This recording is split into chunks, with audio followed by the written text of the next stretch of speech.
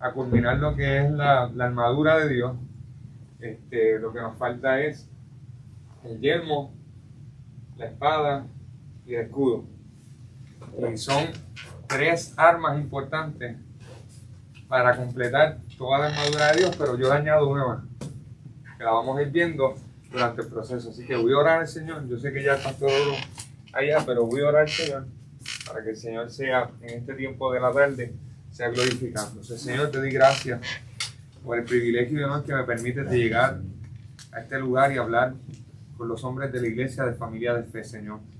Tú eres el Dios que conoce el corazón y lo profundo de ellos, porque Romanos dice, Señor, que tu espíritu escudriña lo profundo de tu corazón y conoce cuál es tu voluntad, al igual que escudriña nuestros corazones y lo profundo de ellos y sabe lo que necesitamos. Por lo tanto, Señor, yo te pido que hables conforme a la necesidad particular de cada uno de mis hermanos que está en esta tarde aquí reunidos. Que tú puedas, Señor, hablarle a su corazón, Señor, que ellos puedan hacer una introspección de su vida, de qué áreas, Señor, deben continuar firmes y ejerciendo y qué otras áreas deben fortalecer para que tú te glorifiques en sus casas, en sus familias y vean la importancia, Señor, del sacerdocio del hombre dentro del hogar. Yo te lo pido en el nombre que es sobre todo nombre, en el nombre en el cual toda rodilla debe doblarse, en el nombre poderoso de tu Hijo Jesucristo. Amén y gracias. Yo sé que después de comer nos va a entrar a nosotros ese de picar maíz, decimos en Puerto Rico.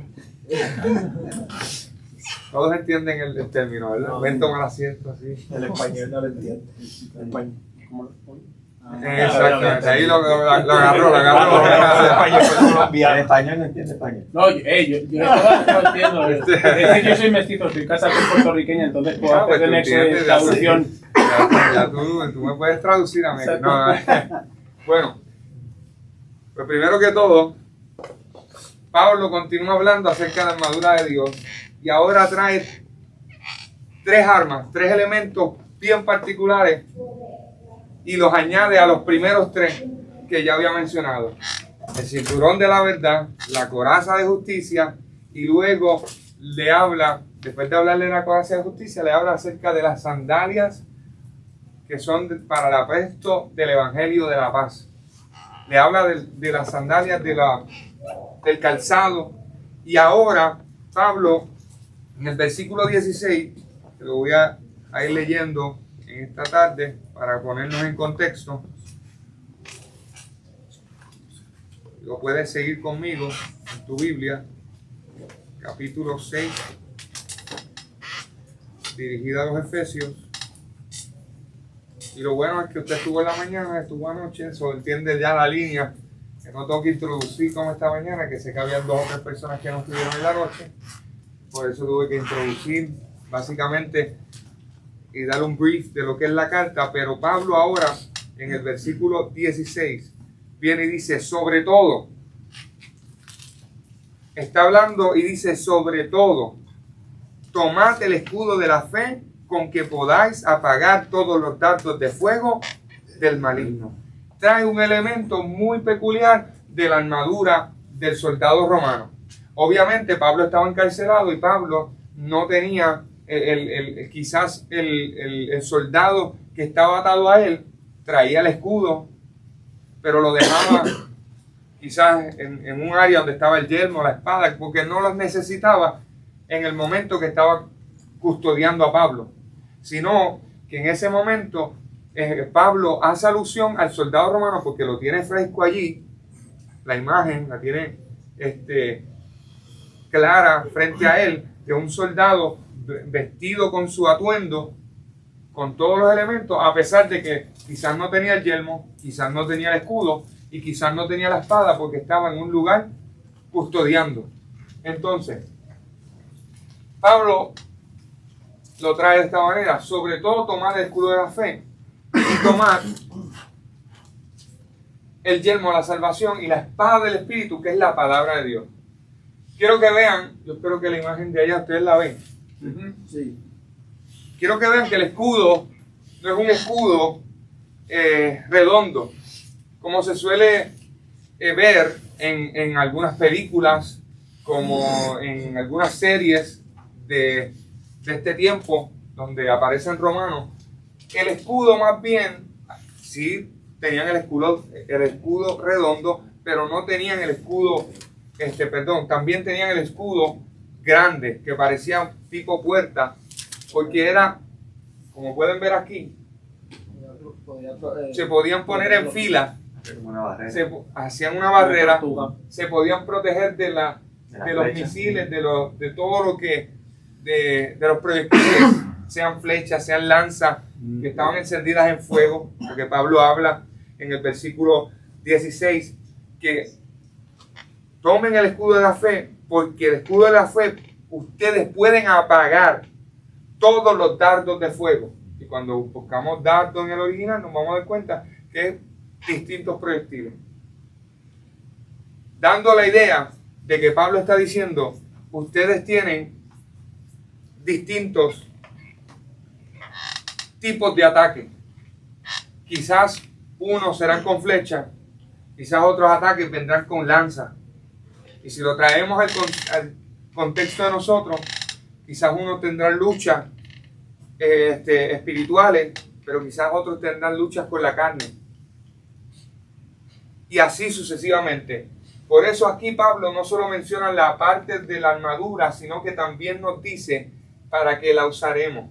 El escudo al que se refiere era uno grande que cubría y protegía toda la parte delantera del soldado. Era resistente y estaba cubierto de cuero, porque a veces el enemigo atacaba con flechas encendidas y el cuero actuaba como aislante, no lo veo, protector. En estos versículos, a veces algunas de las armaduras las debemos usar todo el tiempo y tener como base permanente, y el escudo es uno de ellos, porque lo podemos tener primero. Debemos estar arraigados con el cinturón, con la coraza de justicia, las botas, las sandalias del evangelio. Pero ahora Pablo se preocupa, o se ocupará más bien, de aspectos de la armadura que debemos tomar en los momentos necesarios de una guerra espiritual y oportunidad. O sea, que estos tres artículos, como les decía al principio, estos tres elementos no siempre se están utilizando, pero que están prestos para cuando yo los voy a necesitar. El escudo, el soldado que estaba con Pablo no lo necesitaba, pero lo tenía disponible para cuando viniera el momento de utilizarlo, lo pudiera utilizar. Y acá hay otra imagen, que él tiene el escudo y tiene la espada, donde se está defendiendo, pero con la espada también está a la ofensiva, atacando. Entonces, cuando dice tomar el escudo de la fe, ¿qué pasó aquí? Ay, Dios mío. La tecnología hoy no me está ayudando, ¿verdad? Pero escuchen, el escudo de la fe nos describe, o más bien nos dice, otra vez, Cristo amado, discúlpenme, ahora, déjame no tocarla mucho, que se...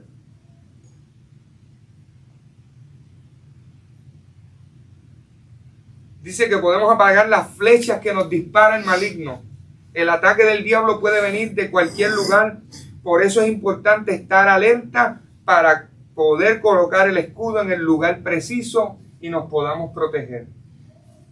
Obviamente, Pablo está hablando y está trayendo esta símil y está haciendo alusión al momento de una batalla entre un ejército contra otro, o quizás también en la lucha individual de cada quien. Y Pablo está diciendo, tienes que tenerlo presto para que en ese momento que tú veas el ataque del enemigo, tú lo puedas tener y atacar y contraatacar. Porque el ataque puede venir de cualquier lugar y por eso es importante que estemos alerta y coloquemos el escudo en ese lugar preciso. Y esa es una de las armas que usa con frecuencia el enemigo. ¿Cuál es? La incredulidad. La duda. cuando pone duda, la duda hace que nosotros no confiemos en el que nos llamó. No confiemos y no permanezcamos firmes, porque Él comienza a traer mentira, a traer duda que nos va a sacar de donde Dios nos ha puesto, de donde estamos fundamentados. Por eso nos incita a dudar del poder, del amor, de la bondad de Dios, al ejercitar nuestra fe y afirmarnos en lo que sabemos sobre Dios y su obra. Esos ataques pierden su efectividad y avanzamos en nuestro andar con Jesús. Por eso Pablo nos dice cómo utilizar el escudo. Y es alimentando nuestra fe, leyendo la palabra de Dios, guardándola en nuestro corazón. Porque cuando llenamos nuestra mente con la verdad y sobre quién Dios dijo que nosotros somos como hombres, entonces podemos usar esa verdad cuando lleguen las dudas. La sociedad, ¿qué nos dice? Que el simple hecho de ser hombres, ya el hombre es abusador, ya es maltratador. Vivimos en una sociedad donde la masculinidad, donde el ser hombre lleva siendo atacada desde la década de los 60. Con muchos años. Ahora todo lo que se relaciona con el hombre, las leyes, miren las leyes. Nada más una mujer puede tirarle el carro encima a un hombre, y no es que esté justificando, amado, lo que voy a decir, no malinterprete, lo que voy a exponer. No es que esté defendiendo al hombre que maltrata, no. Sino que quiero poner ese ejemplo. Una mujer le tira el carro a un hombre, presenta va a la policía, se radica todo, pero si es un hombre el que fuese eso, el proceso es totalmente distinto y automáticamente lo llevan a la cárcel. No pasa prácticamente saltan los procesos. ¿Por qué? Porque la sociedad la han llevado a que el hombre, por ser hombre, es malo. Entonces, nosotros tenemos el escudo ¿de qué? De la fe. Y Pablo nos dice, ¿para qué es ese escudo? Ahí yo no tengo que entrar mucho, porque él ya lo dice. Para poder apagar. No solamente me protege, sino que detiene. Porque vienen encendidos y el fuego que hace, todo lo que toca lo va a cambiar. Obviamente si le damos una buena aplicación, sabemos que lo que toca el Espíritu de Dios lo cambia, lo transforma, porque usted y yo somos testigos de eso. Yo nací en el hospital y me crié en un hogar cristiano. Pero hubo un momento dado, sí, porque en Puerto Rico dicen, yo nací en el Evangelio. Y yo nací en el hospital. Y del hospital me llevaron a una casa donde mis papás, gracias a Dios, ya le servían al Señor. Y entonces, a la edad de 7, 8 años, tuve un encuentro con Dios. Y ese encuentro me llevó a decir, ya yo no te voy a llamar el Dios de mis papás, ahora tú vas a ser mi Dios.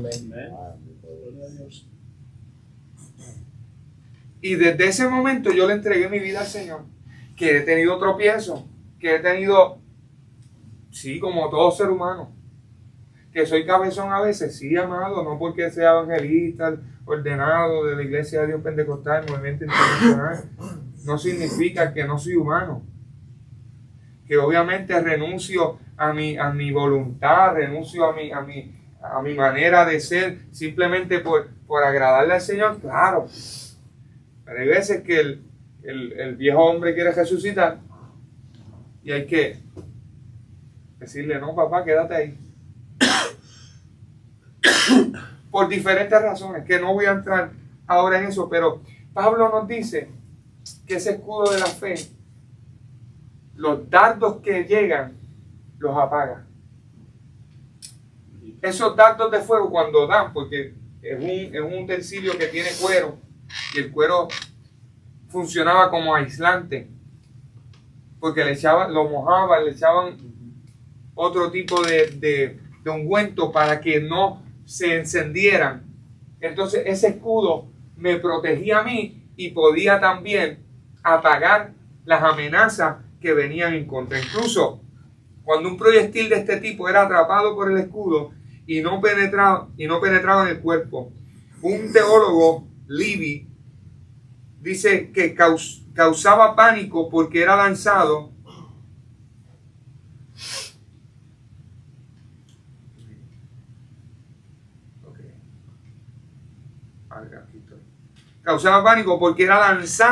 cuando estaba bien encendido y su movimiento a través del aire lo hacía arder con más fuerza, de modo que el soldado estaba tentado a deshacer de su escudo en llamas y exponerse a las lanzas del enemigo. Pero el escudo de la fe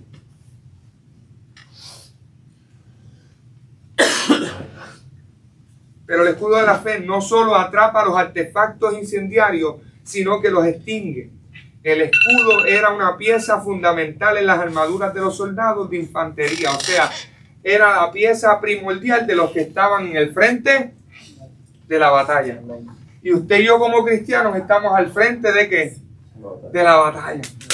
Y van a llegar momentos de dificultad, van a llegar momentos de oposición, y tenemos que estar prestos para que el escudo de la fe nos proteja y también apague las acechanzas del enemigo. Por eso, cuando el cristiano lleva su vida, se refiere a la protección que brinda la fe de todas las tentaciones, maldades, sugestiones del enemigo. Si miramos Hebreos 11, vamos a ver una exposición sobre el escudo de la fe. Por la fe, Sansón, por la fe Moisés, por la fe Abraham, por la fe, y usted mencione y mire todo. No puedo adentrarme en Hebreos 11, en Hebreos 11, pero Hebreos 11:6, ¿qué dice? Porque sin fe, pues sin fe es imposible permanecer en el frente de batalla. Y si me han seguido la línea, esta mañana y ayer les dije que aunque ya la guerra está ganada, el enemigo no se queda dado. Y el enemigo va a hacer todo lo posible. ¿Por qué? Por crear duda y por sacarnos del camino. Hacer lo posible para que nosotros no estemos la eternidad con Cristo. Él sabe que le queda poco tiempo. Él sabe que en un abrir y cerrar de ojos va a sonar la trompeta, nos vamos a reunir en las moradas celestiales, y Él está, vuelvo a repetir, como león rugiente buscando a quién. Y Él va a hacer todo lo posible y va a poner resistencia y va a venir pero nosotros, si tenemos fe, si tenemos el escudo de la fe, nosotros vamos a poder vencer toda tentación y todo lo que, porque el objeto de nuestra fe es Dios y su palabra. Mientras mejor conocemos e intimamos con Él y estudiamos su palabra, más fe se va a desarrollar en nosotros.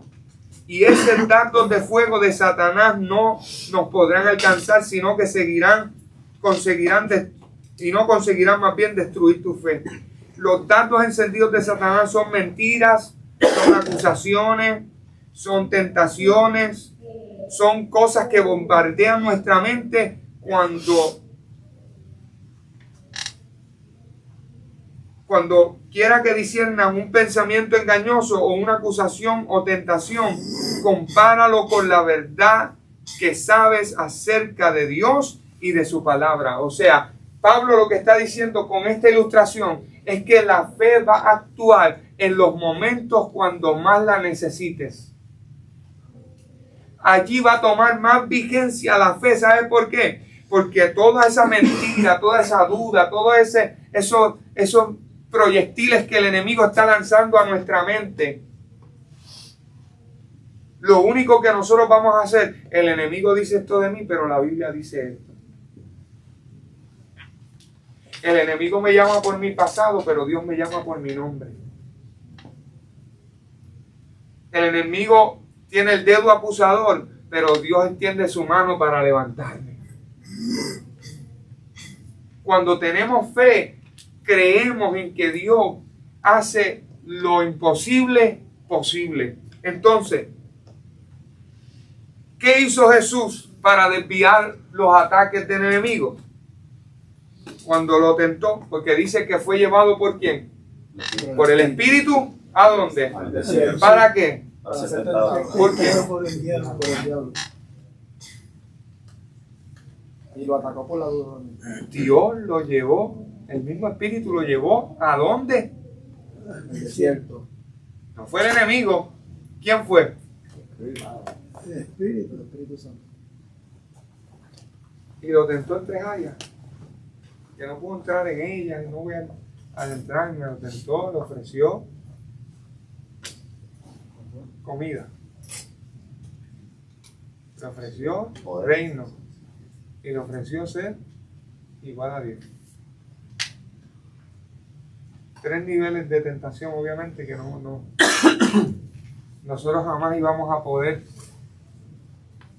Donde nosotros hubiésemos fallado, Cristo venció. Y permítame hacer este paréntesis, siento hablar esto. Todos conocemos que Cristo es 100%, bueno, yo no lo utilizo así, 100%. Yo digo, Cristo es completamente Dios y Cristo es completamente humano. Pero obviamente sabemos que Cristo aquí en la tierra fungió como un hombre lleno del Espíritu Santo. Eso lo dice Hechos 10:38. Hechos 10:38 dice que Él fungió como un hombre, o sea que todo lo que hizo aquí en la tierra fue dirigido por el Espíritu Santo.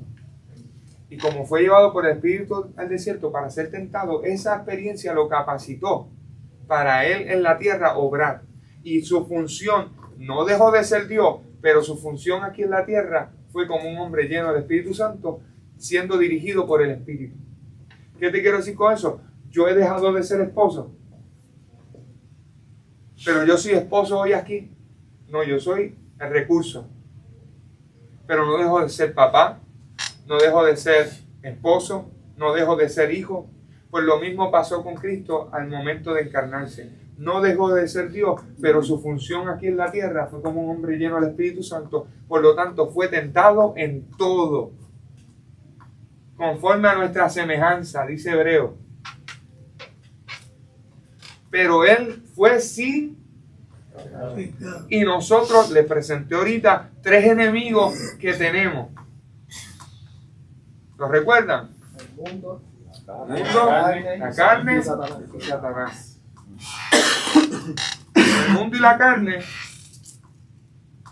son las tentaciones, son la ira, avaricia, todo lo que Pablo en Gálatas mencionó. Pero Satanás, el diablo, es el acusador. Es el que nos va a hacer la guerra, la batalla para desviarnos. ¿Y qué les quiero decir con esto? Con que Cristo fue al desierto para ser tentado. Porque donde el primer Adán falló, allí Cristo, el segundo Adán, venció. Nosotros tenemos una lucha. Y la lucha es la siguiente. No solamente nosotros somos tentados de afuera hacia adentro, sino que somos tentados de adentro. Cristo nada más fue tentado de afuera hacia adentro, porque de adentro había pureza. Él fue sin pecado. Y ustedes dirán, pues él tenía ventaja. Pero ¿sabes qué? A los niveles de tentación que Cristo llegó, usted y yo no hubiésemos. Mire, Adán fue el primer ejemplo.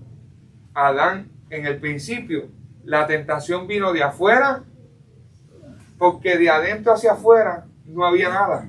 Había pureza, había santidad, caminaban con Dios, estaban con Dios en el huerto del Edén.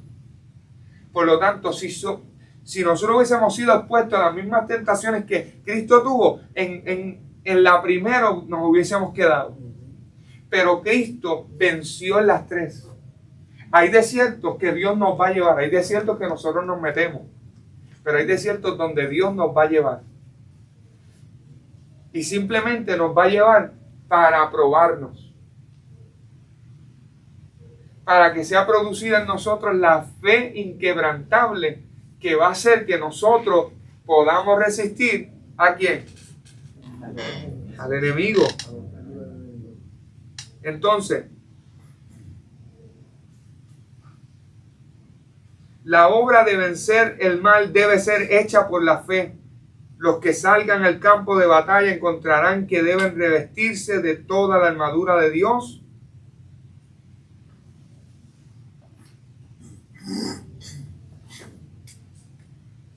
Que pongo el dedo y se... Como esto es touch, no como la computadora. Discúlpeme.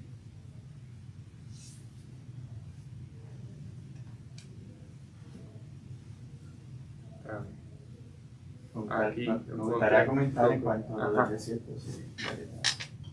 Solamente quería añadir que tiene un significado muy grande cuando, como vemos que el Espíritu lo llevó al desierto y iba a ser tentado por Satanás. Era como que un nivel de tentaciones que ha ido a este significado grande que requiere la comunión personal entre el Espíritu de Dios y Él. Entonces a veces nosotros pasamos por batallas y situaciones y tentaciones también en nuestra vida que requiere que nosotros vayamos al desierto, y el desierto donde no hay nadie ni nada que nos distraiga, y nos metemos en comunión solamente el Espíritu de Dios y nosotros, para entonces ir y poder vencer ya sea situación, prueba o tentación que nos está molestando mucho. Requiere una separación, una comunión entre el Espíritu Santo y nosotros para poder entonces vencer esa batalla. Hoy en día tenemos mucha distracción. Y entre la familia, el diario vivir, el trabajo, el teléfono. Entonces hay veces que tenemos que, como hizo, ir al desierto, nuestro cuarto, nuestro aposento, y apartarnos de todo y solamente el Espíritu Santo y nosotros, y ponerlo delante de, mira, esta es mi situación, no puedo más, tengo que batallar esto. Amén. Totalmente de acuerdo con el hermano. Totalmente de acuerdo. Porque hay desiertos que nosotros nos metemos porque nos los buscamos. Pero hay otros que Dios los permite para que nosotros, el fin de la prueba, ¿cuál es? Que se produzca en nosotros ¿qué? Paciencia. Y la paciencia es un fruto, parte del fruto más bien. Y la paciencia, no todo el mundo tiene paciencia. Dios es un Dios que es paciente. Dios no tiene paciencia, Dios es paciente. Su naturaleza es ser paciente. Por lo tanto, a Dios no se le agota su paciencia. Igual que Dios es justo. O sea, Dios no hace justicia, Dios es justo. Dios es santo, Dios no tiene santidad, Dios es santo, es su naturaleza. Dios no tiene misericordia, Dios es misericordia. Porque a Dios que se le agota la misericordia, no, a mí sí se me agota la misericordia. A mí se me acaba la paciencia. Pregúnteme a mí con 2 hijos de 3 y 1 año. Rápido. Te dije que no hiciera. Quédate allí, no te muevas. Pero amado, para avanzar en esto del escudo, el escudo de la fe es nuestra defensa y lo habilitará a ser más que, y nos habilitará a ser más que vencedores. Ninguna otra cosa tiene más valor sino la fe en Jesucristo, el Dios de los ejércitos, y la obediencia cuando Él da sus órdenes. Los vastos ejércitos con todas las otras cosas no tendrán valor alguno en el último gran conflicto, porque sin fe una hueste angelical no podría ayudar.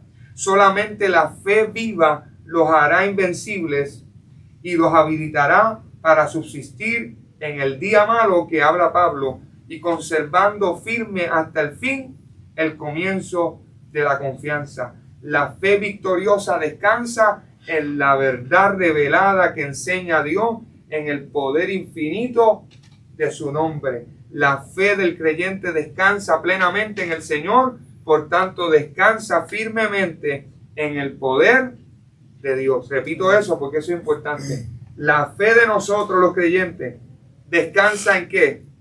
En el Señor. Por eso descansa firmemente en el poder de Dios. Porque está descansando en el Señor y el Señor es poderoso. Por eso tenemos esa confianza. Y por eso Pablo dice esta fe con que podáis apagar todos los dardos de fuego del maligno. Es decir, la pieza de la armadura que permite apagar todos los dardos de fuego que el maligno envía. Este escudo impide que los dardos sean lanzados por las huestes de maldad y alcancen al creyente, pero todavía más, no solo protege, sino que también los apaga. La fe ha permitido que el creyente esté en Cristo y por medio de la cual habitó Cristo en el corazón del cristiano. Luego Pablo menciona en el versículo 17, y tomad el yelmo de la salvación y la espada del Espíritu, que es la palabra de Dios, orando en todo tiempo, con toda oración y súplica en el Espíritu, y velando en ello con toda perseverancia, súplica por todos los santos. El yelmo o casco, lo que hacía era que, básico, proteger la cabeza, que siempre es un objetivo en el campo de batalla. Pablo habla a personas que ya han sido salvas, por eso no refiere aquí a la necesidad de obtener la salvación. Pablo está hablando a la iglesia. La iglesia ya recibió la salvación. Pero entonces le está hablando, lo que sucede es que Satanás busca destruir la seguridad de salvación. Ahí ese punto lo quiero recalcar, porque de un creyente con sus armas de duda y desánimo, o sea, quiere moverlos de esa seguridad de salvación que habla la Escritura. ¿Cómo nosotros sabemos? O sea, la salvación, quien se encarga de eso es Cristo. Quien se encarga de la salvación es Cristo. Amado, a veces vamos a las funerales y nunca conocimos el muerto, pero hablamos y decimos, no, que era buena persona, y no, era un bandido. No, que si está con el Señor, usted no sabe si está con el Señor. Incluso, si le sirvió a Cristo toda su vida, usted no sabe si está con el Señor. Porque de la salvación, quien dice quién se salva y quién no, es Cristo. A veces era un bandido, pero quizás tuvo un momento al final y está con Dios. La salvación se encarga de Cristo, pero nosotros, si usted le sirve al Señor, usted no puede estar todos los días diciéndole, Señor, yo soy salvo. Señor, porque la Biblia habla de una seguridad de salvación.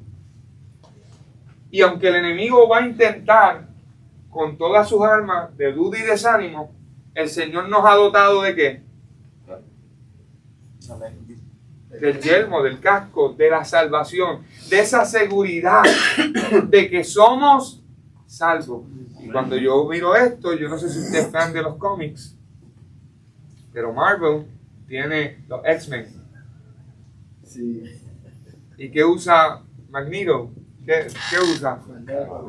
¿Para qué? Para que Charles Xavier no pueda ¿qué? Leerle la mente. Aunque Magneto es el malo o el mutante que no entiende, no bien. Porque él es medio terco. Al final pues siempre accede a lo que Charles le dice, pero él usa ese casco para proteger su ¿qué? Su mente, su pensamiento.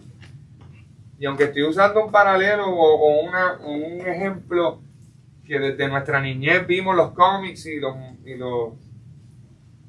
los cartoons o los muñequitos, puedo utilizarlo como ejemplo porque lo que protege ¿qué es? Y eso es lo que el Señor nos dota para protegernos nuestra mente, nuestro corazón, el asiento de ¿qué? De nuestras emociones. Porque cuando en la Biblia se habla de corazón y mente, no se habla de este.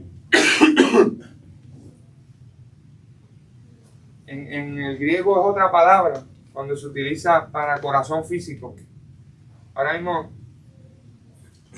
no recuerdo exactamente la palabra griega, pero usted, si tiene diccionarios del léxico griego al español, usted lo busca y se va a dar cuenta que la palabra que se usa para el asiento de las emociones, cuando se habla de corazón, donde están los sentimientos, donde está todo lo que tiene que ver con las emociones del ser humano, usted se va a dar cuenta que es otra palabra distinta. Y el Señor nos ha dado el escudo de la fe, pero también nos ha dado el yelmo de la salvación. Y aquí hay algo muy particular y muy importante, porque cuando dice tomad el yelmo de la salvación, en el mundo antiguo por lo general era una gorra de cuero, tachonada con metal para mayor resistencia, y a menudo se agregaba algún tipo de pluma o decoración, tal vez para identificar al soldado en su regimiento, si era un general, si era un simple soldado. Y a menudo se identificaba de esa manera. La salvación se representa como ese tipo de yelmo que protege una parte esencial del cuerpo. Un soldado sería tonto si fuese a la batalla sin que... Mi tío fue militar. Tengo varios tíos que han sido militares y yo entiendo que alguno de ustedes maybe fue militar o tiene un familiar militar y ha tomado en las manos el casco militar. Un casco pesado, un casco, aunque no se compara obviamente con la tecnología y el material que tenía, pero el hecho es que te protege ¿qué? Una parte vital. Para las balas, para que las balas reboten. Y no penetren a una parte vital porque, amado, el cerebro básicamente se encarga de todo el funcionamiento del cuerpo, de todo, a través del cordón espinal que envía impulsos. ¿Por qué usted cree que Pablo utiliza la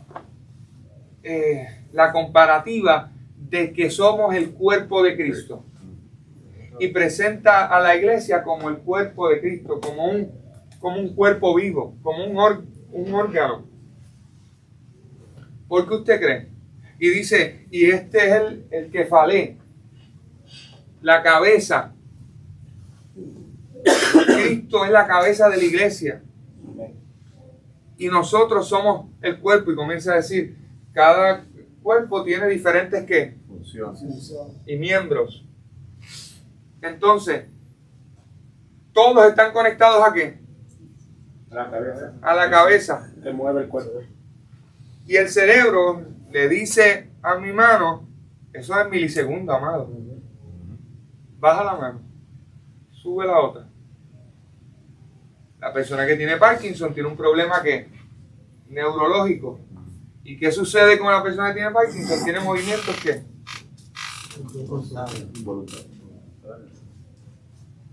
Pero cuando el cerebro está en salud, el cerebro es el que le indica, cierra el ojo, abre la boca, sube el pie, en milisegundos. Entonces, amados, yo no sé si a usted le ha pasado, que cuando en la noche somos medio vagos, estamos cansados, pero la vejiga está llena y tenemos que ir al baño. ¿Qué es lo primero que hacemos? No prendemos nada. Si tenemos hijos pequeños, tratamos de no hacer ruido. Vamos así medio sonámbulo, palpando las paredes, pero sin querer le doy a la esquinita de la puerta, a la esquinita de la cama, con el dedito chiquito. Y tenemos hijos de 1 año durmiendo. ¿Qué es lo primero que usted hace? Obviamente quiere gritar, pero ¿qué es lo primero que usted hace? Piensa, ay, déjame bajar la mano para... No, automáticamente el miembro que está bueno va en auxilio del miembro que está herido. Porque hubo una señal, un impulso que bajó por el cordón espinal, o sea, subió, que el miembro del pie, el dedito pequeño del pie, se lastimó. Y eso subió al cerebro en milisegundos y automáticamente en milisegundos el cerebro le dio respuesta para que el miembro bueno fuera en auxilio del miembro que estaba. Lo mismo pasa en la iglesia. Porque el Espíritu es ese que conoce cuando estamos caídos y envía esa señal a Jesucristo, que es la cabeza de la iglesia, y esa cabeza le indica al Espíritu Santo, mueve al otro miembro que está bueno para que restaure el que está herido. Amén. Por eso Pablo utiliza la metáfora del cuerpo, porque somos parte de un cuerpo y tenemos que protegernos. Por eso se puede traducir, cuando dice tomar, se puede traducir como recibir, aceptar el yelmo ofrecido por el Señor, es decir, la salvación apropiada. Cuando lo miramos en el griego, que se traduce como tomar, también se puede traducir como recibir, y la idea sería que una vez el guerrero se ha puesto las anteriores partes de la armadura, escuche bien esto, ahora recibe de alguien su yelmo. O sea, que el yelmo no es que yo mismo me lo pongo, sino que me lo han puesto. Amén. La salvación yo no la alcancé, la salvación me la dieron. Gracias, Señor. La seguridad de salvación yo no la puedo tener en sí mismo, conseguir, pero Él me da la seguridad de salvación. Por eso es importante que nos pongamos el yelmo de la salvación. Por eso utiliza esta metáfora que habla de la importancia vital de la seguridad plena en la victoria. Este yelmo es parte del armamento psicológico de todo guerrero, contemplar con mayor o menor certeza que será victorioso. Así Pablo en este contexto nos habla acerca de esa seguridad. Y no importa lo difícil o fuerte que sea la batalla, el cristiano no se amedrenta porque sabe que la victoria final es suya. Amén. La certidumbre de la liberación lo preserva de retirarse o rendirse. Si Dios por nosotros, ¿quién? Contra nosotros. Contra nosotros. Y por último, la espada del Espíritu. Y esta espada no es la que el sable grande que nosotros pensamos que también los romanos tenían, sino que es una daga pequeña. Por eso la puse aquí.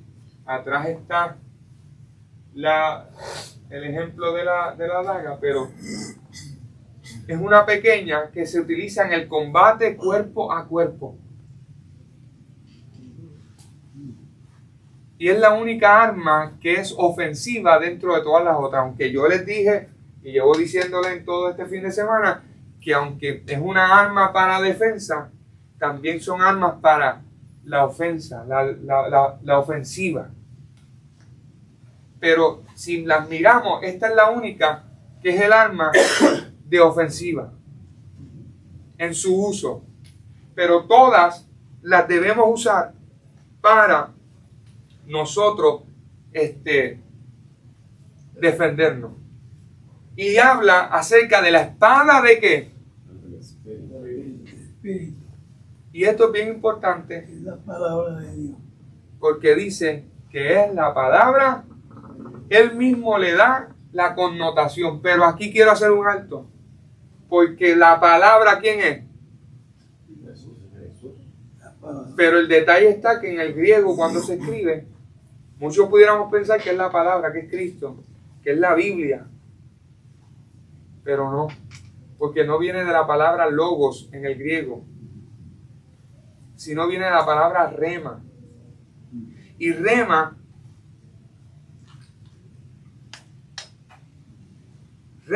escuche lo que es rema.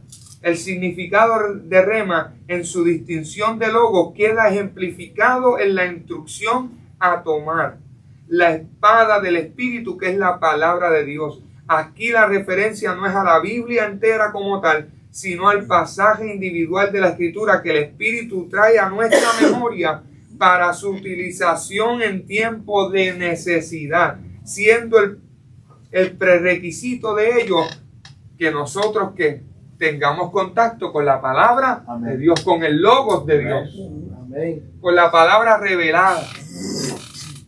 Pero cuando él dice que saquemos la espada del Espíritu, que es la palabra de Dios, nos está diciendo que en el momento que nosotros necesitemos, el Espíritu nos va a traer.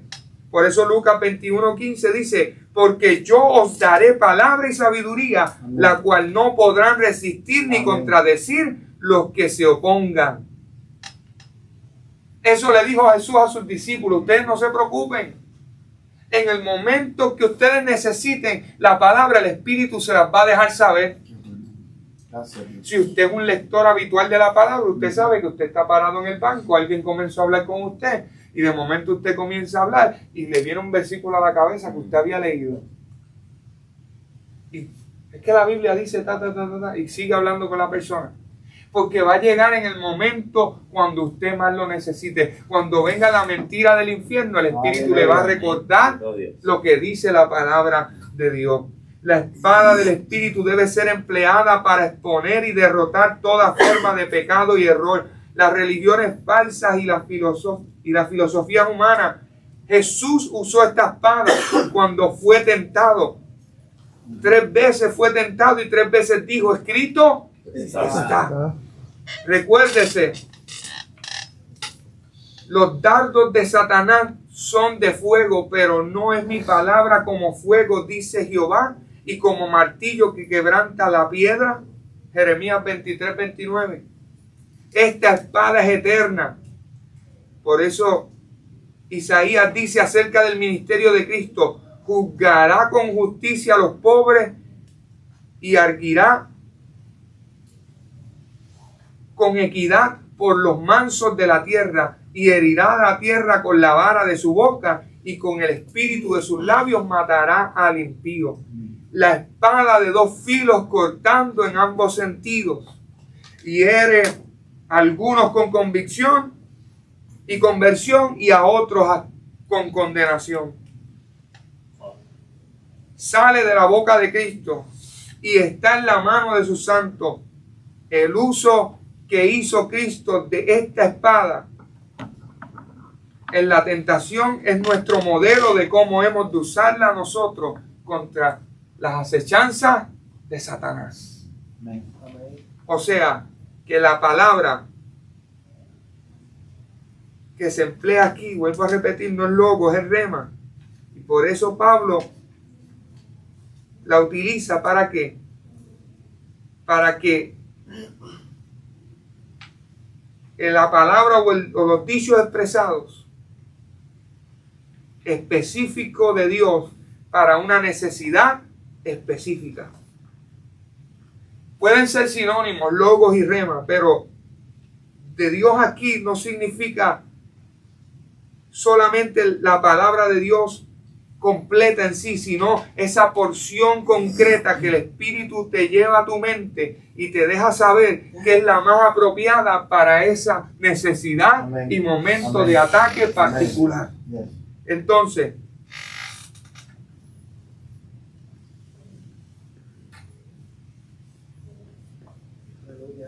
gloria a Dios. Bruce dice algo que era lo que quería leerle. Y la primera cosa que dice Bruce es que esa declaración de Dios apropiada para la ocasión y que el Espíritu, por así decirlo, pone en la mano del creyente para que esté y desenvaine la espada. Y Bruce dice que esa posición que tomamos aluden a las palabras de Jesús en Mateo 10:19, las que él exhorta a sus discípulos a que no se preocupen de lo que dirán cuando sean arrestados, pues en aquella hora os será dado lo que habéis de hablar. En Lucas se lo dijo, en Mateo 10:19 también. Entonces, La argumentación del pasaje es sencilla. Satanás procura que la victoria del cristiano no sea plenamente disfrutada por él, de modo que cuando el cristiano está ceñido por la verdad, las mentiras diabólicas no tienen efecto en él. Cuando está acorazado de justicia, la injusticia propia de la vida de las tinieblas, no le afecta. Cuando los pies están calzados con la paz, la inquietud propia de este mundo no tiene que ver con él. Si el escudo de la fe le protege, los dardos de fuego que hacen vacilar la fidelidad no le alcanzan. De ahí que cubierta la cabeza con el yelmo de la salvación, de donde surgen los pensamientos, la inmundicia propia de los pensamientos mundanos, no tendrán cabida, y el cristiano se mantendrá firme en el terreno de victoria que ocupa en Cristo Jesús. Aleluya. Entonces, Pablo le menciona toda la armadura y Pablo se la desglosa y le dice: ustedes tomen toda la armadura, usen la armadura completa. Pero Pablo no solamente le dice cómo vivir una vida cristiana, no solo le dice que se mantengan firmes, que es el proceso preparatorio para que sean fortalecidos, reciban fuerzas por el Señor, porque Él los va a fortalecer, le va a dar la armadura completa para que puedan enfrentar algunas de las asechanzas, todas las asechanzas del enemigo. Pero Pablo concluye con una séptima arma que no está en la metáfora o en la símil más bien que usa Pablo ¿del qué? De la armadura del soldado romano. ¿Usted sabe cuál es? La oración. La séptima arma, la oración. Amén. Ese es el recurso más poderoso que tenemos como iglesia. El recurso más poderoso es la comunión con Dios mediante la oración. A menudo los resultados son más grandes de lo que pensamos. Y esa imagen que puse ahí a mí me encantó cuando la vi. Porque tiene toda la armadura. Pero con toda la armadura se va de rodillas en oración. Porque algunas personas ven la oración como último recurso, como que intentar cuando todo lo demás ha fallado, cuando debería ser el primer recurso para la iglesia, porque Dios nos ha dotado ¿de qué? De firmeza para permanecer, y nos dio las herramientas. No solo nos vistió de toda la armadura, y esa armadura, nuestro primer recurso debe ser la oración. Dado que el poder de Dios es infinitamente más poderoso que el nuestro, solo tiene sentido que nos apoyemos en Él, sobre todo porque Él nos anima a que así lo hagamos. Cuando Pablo comienza a hablar en el versículo 18, orando en todo tiempo, con toda oración, la idea es todo tipo de oración u oración sobre oración. Debemos usar todo tipo de oración que se nos ocurra. Oración en grupo, oración individual, oración en silencio, oración a gritos, oración caminando, oración de rodillas, oración elocuente, oración con gemido, oración constante, oración ferviente. Pero solo ora. Hay momentos que vamos a orar en voz alta, pero hay momentos en que vamos a llorar ante la presencia del Señor y estamos orando. Por eso vuelvo a repetir lo que dije en la oración de comienzo. Romanos 8 habla de que el Espíritu conoce la voluntad de la profundidad del corazón de Dios. Pero también el Espíritu conoce la profundidad de nuestros corazones y sabe lo que nosotros necesitamos. Y mediante la oración nosotros podemos conocer la voluntad de Dios para nuestra vida. Podemos decir que es a través de la oración que la fuerza espiritual y la armadura de Dios entran en acción. En teoría, el cristiano que no ora puede ser fuerte y llevar toda la armadura, pero nunca logra nada porque no va a la batalla a través de la oración. A menudo simplemente no oramos porque simplemente confiamos demasiado en nuestras propias habilidades.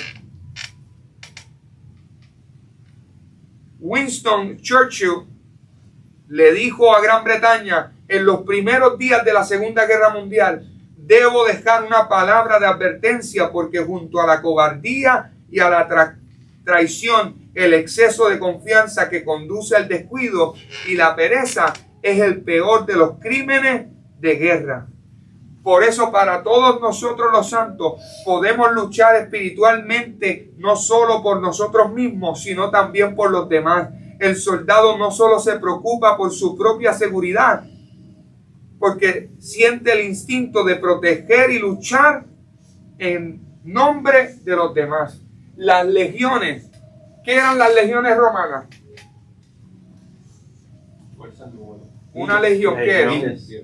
Equivalía, creo que a 6.000 soldados. Eran miles. Ahora ahí es diferente. 1.000, otros dicen 10.000, pero usualmente es 1.000 que se utiliza, pero vuelvo a la imagen. Allí ellos estaban porque unidos, y Pablo todo lo que habla en la carta de los Efesios, no podemos olvidar el trasfondo de la carta. Hay otra cosa, que esa gente que está al frente, si abandona su posición, fastidia el de atrás. Exactamente. Y se le atrás saca el escudo para que del frente también. Que tenían que confiar. Todo depende. Todos juntos, Amén. exacto. Somos un cuerpo. Eso es. Y ustedes como cabeza de sus hogares, Gloria a Dios. porque Dios nos dio, y así Cristo lo dice en la Escritura. El hombre es cabeza de la mujer como Cristo es cabeza de la iglesia. Y cuando miramos ese pasaje en su contexto, que es este mismo, al principio, nos vamos a dar cuenta que Cristo, ¿qué hizo por la iglesia? Se entregó por ella. Gloria a Dios. A veces nos cuesta como hombres, porque va en contra de nuestra naturaleza, a veces de el ceder,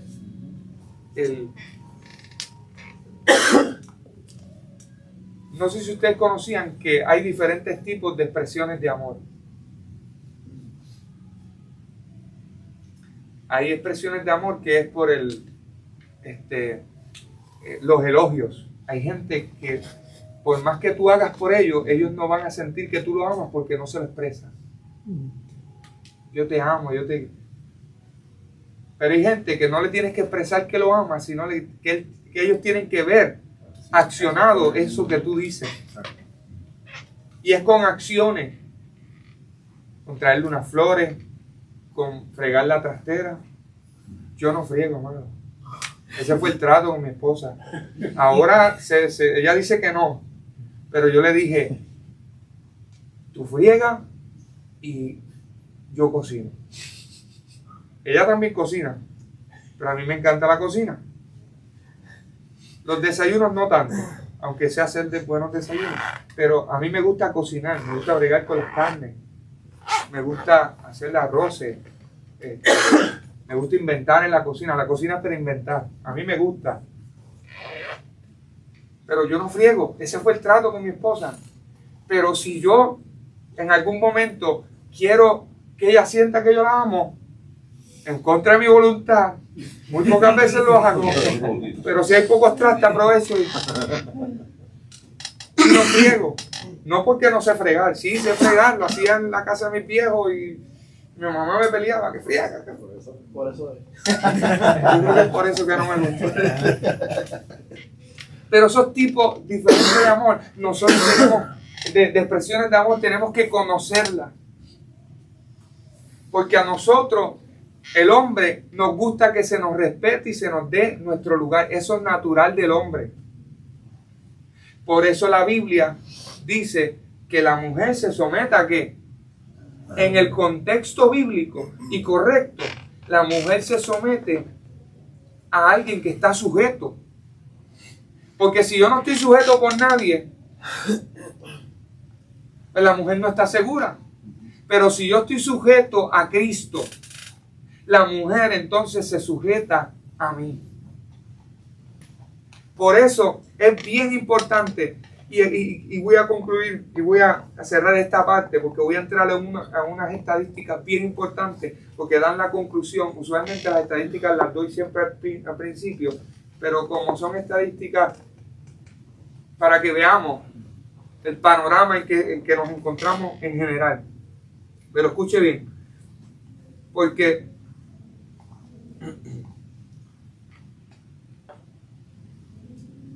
para todos los santos podemos luchar espiritualmente no solo por nosotros mismos, sino también por los demás.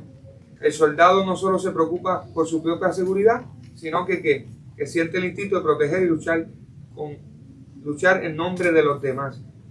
Y por mí, el tercer punto, a fin de que al abrir mi boca, dice Pablo, sea dada después de traer a colación la idea de que la guerra espiritual se puede librar en nombre de otros. Pablo les pide a sus lectores que oren por él, porque la oración no solo me beneficia a mí, la oración no beneficia a Dios, la oración me beneficia. Amén.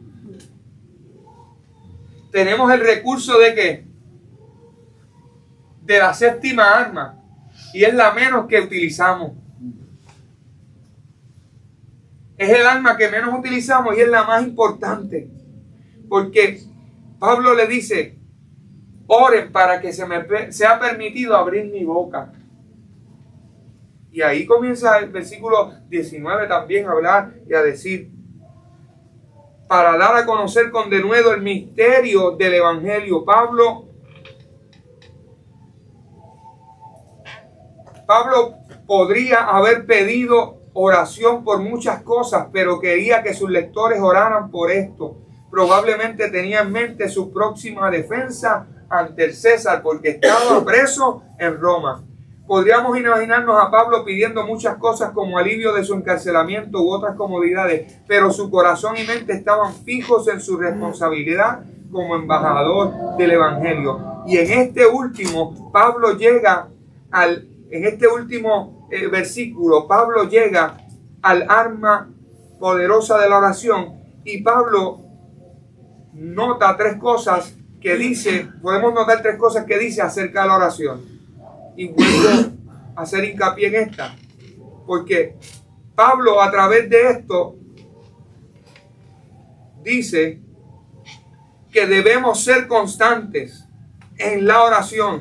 Tendemos muchas veces a orar solamente en las grandes crisis de la vida, pero es la oración diaria donde el cristiano encuentra la fuerza de día en día. Número 2, no solo debe ser intensa, constante, debe ser intensa. Una oración vacilante no nos llevará a ninguna parte, pero la oración requiere concentración de todas nuestras facultades. Número 3, la oración no debe ser egoísta. No, debe ser constante, debe ser intensa y no debe ser egoísta. Porque yo puedo ayudar a mi hermano en su batalla. Y ahí volvemos a esta imagen. Entonces, orando en todo tiempo, el creyente está llamado a orar sin cesar. No sin César, que hay un César aquí, se echa. No. Está llamado a orar sin cesar. Cuando Pablo comienza a hablar acerca de la lucha espiritual, no ordena buscar la fortaleza en el Señor y en el poder de su fuerza. La oración constante es la única manera en la cual el creyente puede fortalecerse espiritualmente. La oración debe estar presente antes, durante y después de la batalla.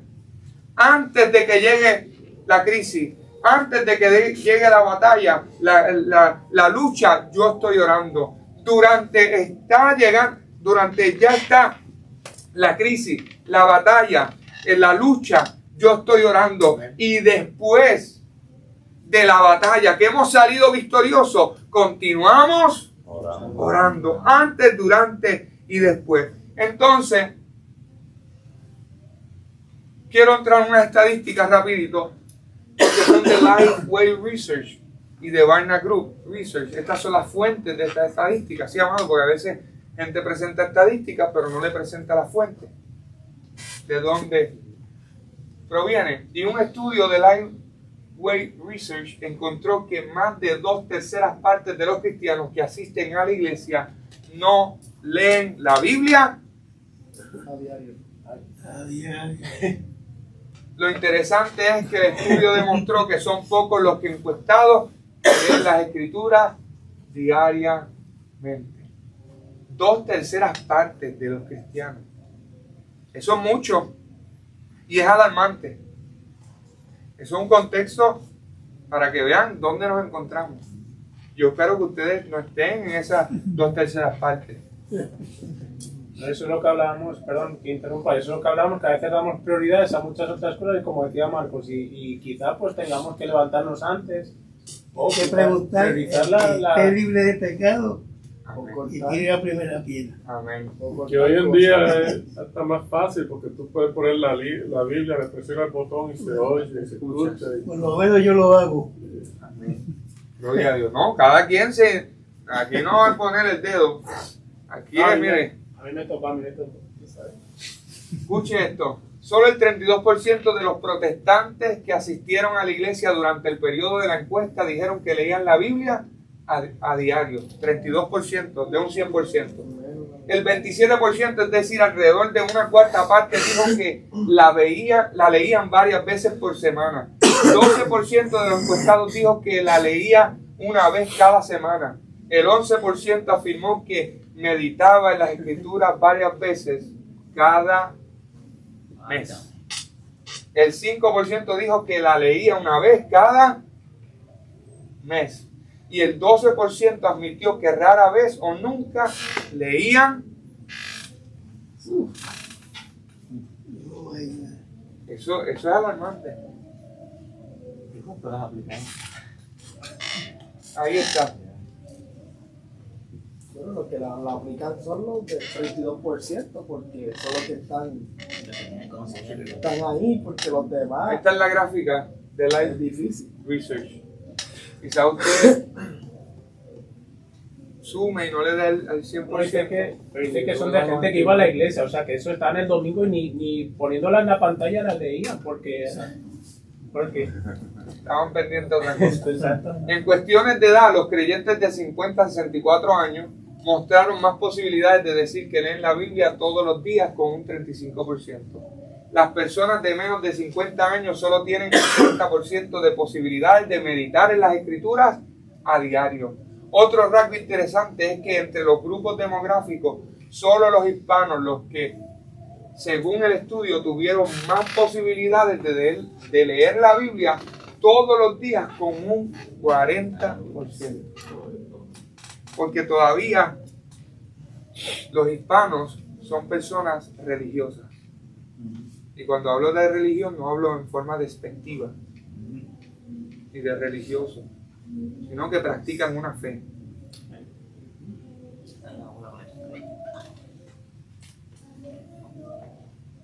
Pero eso quizá más en los países hispanoamericanos. Aquí una Las vez estadísticas de Génesis- Estados Unidos. Sí, aquí una vez Génesis, la emisora empezó a hacer una pregunta y la pregunta era bien sencilla. ¿Quién sacó a Israel? ¿A quién Dios usó para sacar a Israel de Egipto? Y no sabían. Dijeron Jesús, Sansón, David, bueno, eso fue algo increíble. Y apareció después yo me acuerdo que fue la pastora Caraballo la que llamó y dijo, hermanos queridos, por favor, Moisés. Wow. Parece sacado de una película, pero es la realidad. Es una realidad. Es una realidad. Hay mucha gente analfabeta a la palabra de Dios. Hay un pastor amigo, se llama Rafael Torres Sacul, y este pastor que ha venido a la Florida en varias ocasiones a ministrar, es un muy buen recurso, que para el Bible Fest de otro año lo traen, muy bueno. Y él dice que esta generación es analfabeta por decisión, porque tienen acceso a la Biblia De todas mis maneras. de mil maneras, a través, como decía el varón, Audible, teléfono, física, teléfono, de todas, pero han sido analfabetos por decisión. ¿Te iba a decir algo más? No, simplemente quería añadir que aún dentro de la iglesia local, cuando hemos discipulado gente nueva, me he tomado con gente que ni sabe que las letras en rojo significan que son palabras de Jesús específicamente. O sea, que el trabajo que tenemos en esta área de movilizar nosotros todos a ir a la palabra es más grande de lo que creemos dentro de nuestro propio entorno. A veces vemos 37% y Dios nos libre que seamos el 37% aquí, pero la realidad es que creemos que esto es aquí o por allá o que fueron americanos. Que esto de verdad toca más cerca de casa que lo que nosotros creemos como iglesia. Así que digo esto para que siempre recibamos la instrucción del Señor con humildad, porque a veces decimos, pero ¿cómo puede haber gente así? Y creo que lo que Dios quiere es que nos examinemos nosotros mismos y decir, ¿qué puedo hacer yo? O sea, yo mismo ver, gracias a Dios por fines de semana como este que hemos entrado a la palabra, pero esta semana, ¿qué pasó el lunes? ¿Qué pasó el martes? ¿Qué pasó en nuestra agenda? Acudimos, desempacamos un verso bíblico y tomar decisiones nosotros para seguir creciendo en la oración y en la palabra. David decía en el Salmo 139, examíname, oh Dios, amén, y mira en mí si hay caminos de perversidad. No quiero decir que ese desconocimiento de la palabra nos lleva a creer en cosas falsas y a veces uno se topa dentro de la iglesia con gente que cree que el homosexualismo está bien, que lo otro está bien, que si se cree mujer, que si se cree hombre. Todas esas cosas se topan por la carencia de la educación de la palabra. Amén. Y este país ha caído en ese desconocimiento que ya no saben ni lo que es una mujer ni lo que es un hombre, porque por alejarse. A mí me gustó como lo puso alguien del barómetro, le llamó barómetro, porque las cosas se miden desde el punto de vista de la palabra de Dios. Claro. Todo, estamos incluyendo en todo. Miren, en electrónica ya no quieren llamarlo a los conectores male ni a los textos female. En electrónica se estamos topando con eso. Wow. ¿Cómo se identifica lo que pasa? Tiene que preguntarle un problema brutal. Tiene que preguntarle cómo ellos quieren que los llamen. La fábrica me optó por seguir pero se discutió el tema y yo digo, pero ¿por qué vas a discutir un tema? Tú sabes. Porque es ofensivo.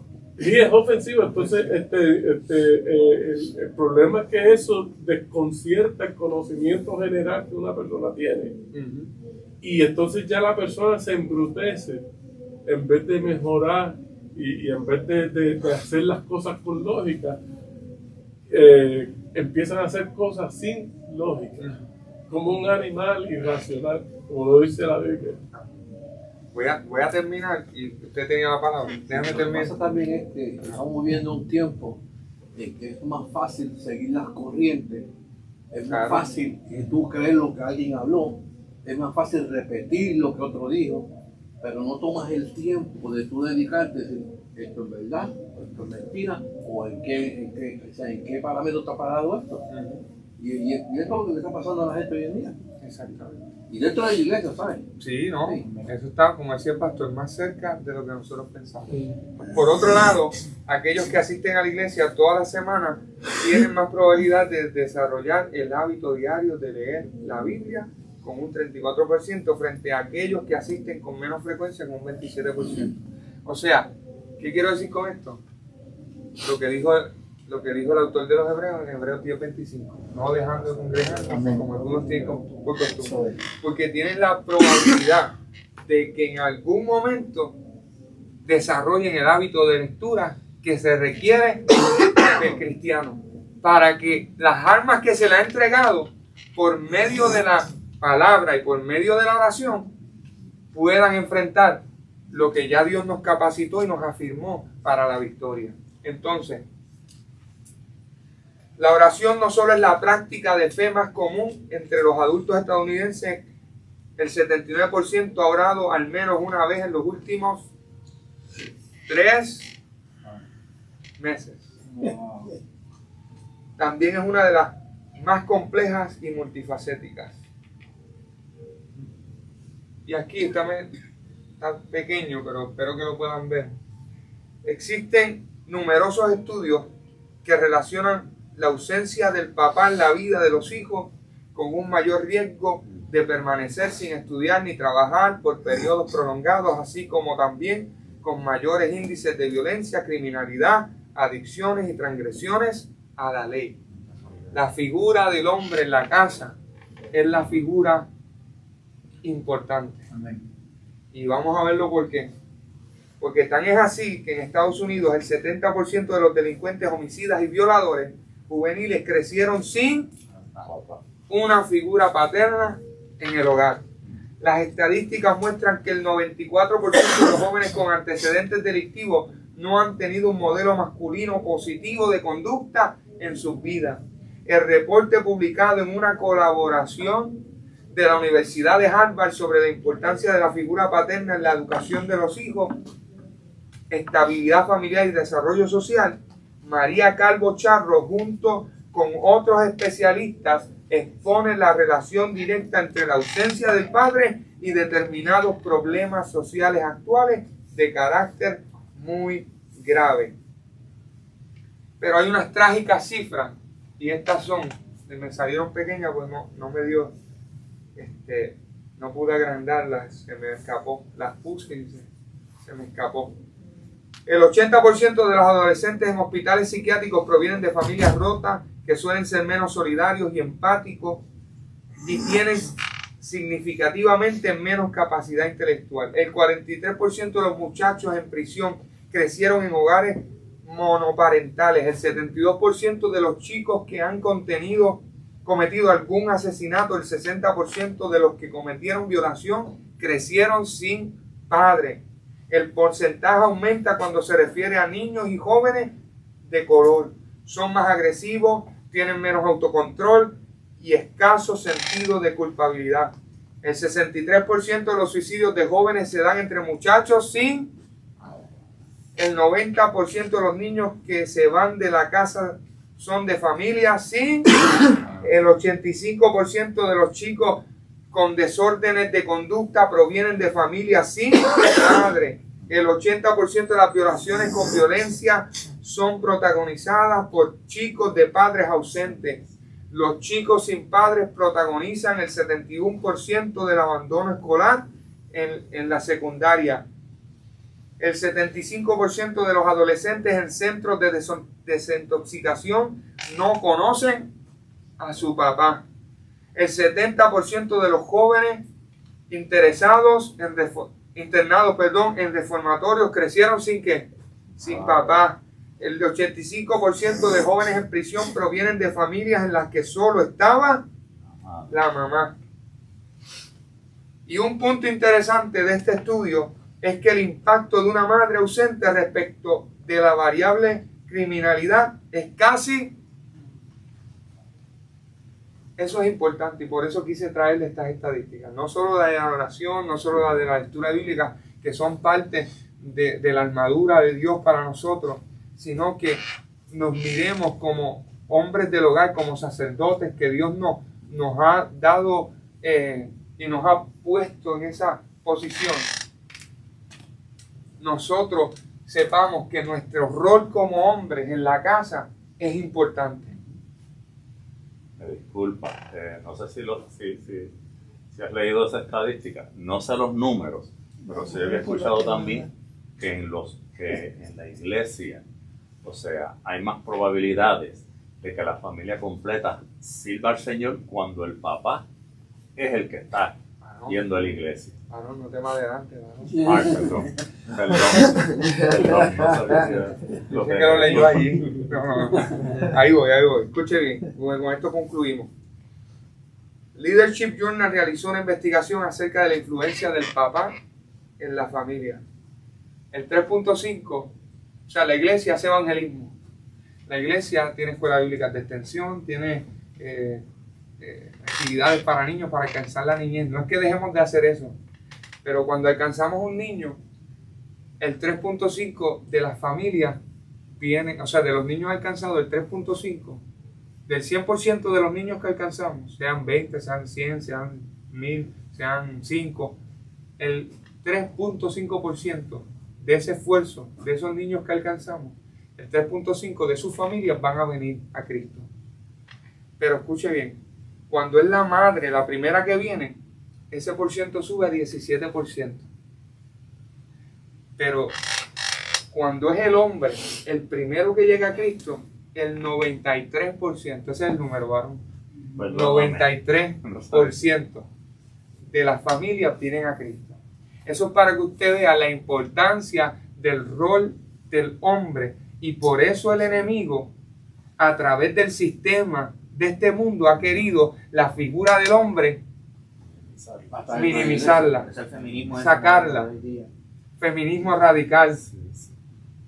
Cortarle la cabeza al hogar. Porque si no hay cabeza, entonces por eso el estudio decía, el de arriba, que cuando, en cambio, cuando la madre es la ausente respecto a la variable criminalidad, es casi nulo. No porque la madre no tenga un rol, la madre tiene un rol importante, pero en cuanto a lo que tiene que ver con la estructura y formación del niño, el padre tiene una función extraordinaria. Entonces, Satanás quiere rebajarle la importancia a la paternidad, al hombre. Satanás quiere rebajar la importancia a los padres. Una generación sin padres es una generación que va a crecer sin identidad. Y el padre es quien afirma la identidad del hijo. Y si el padre no afirma algo más va a afirmar su identidad. Esa es la gráfica.